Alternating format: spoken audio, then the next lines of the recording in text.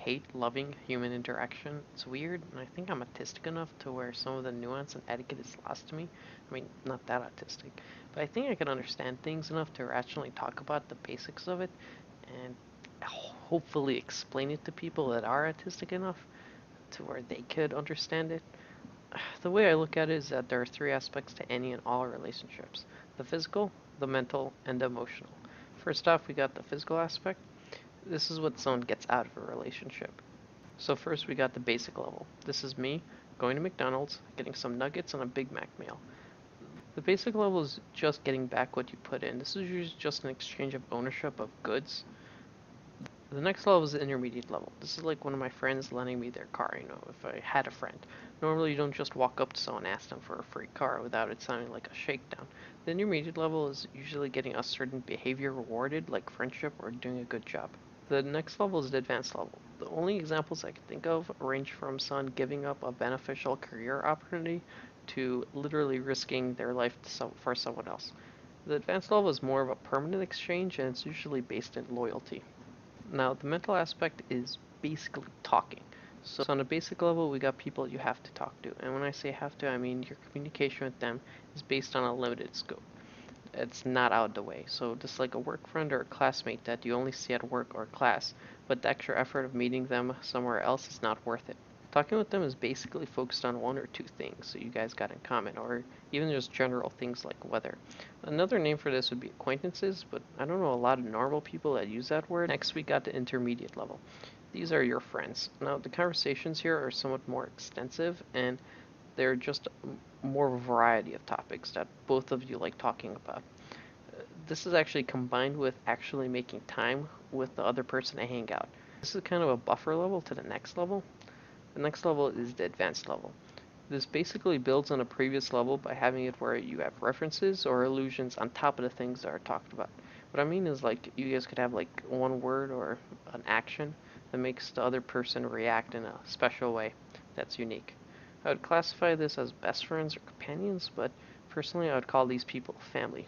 Now, obviously all these levels have some overlap. You could have a work friend that you have references with, or you could have someone that you think you're really close to, but you guys don't really talk. This is mostly just a progression that scales and makes sense. Lastly, we got the emotional aspect, and this is the connection between people.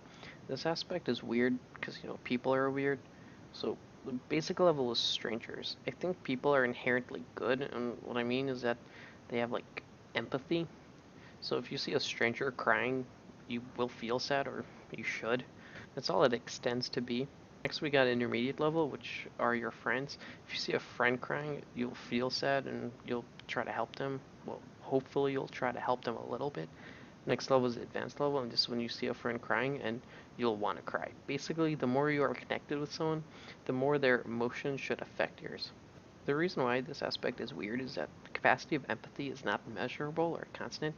Basically, it seems to be on a whim, because people that see a stranger crying might actually try to help them or feel their pain, and on the other side, a close friend crying might not face someone.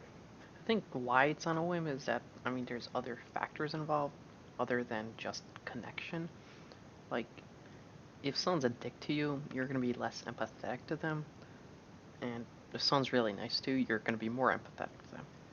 But, like, even that is on a whim because maybe someone doesn't care if someone's nice.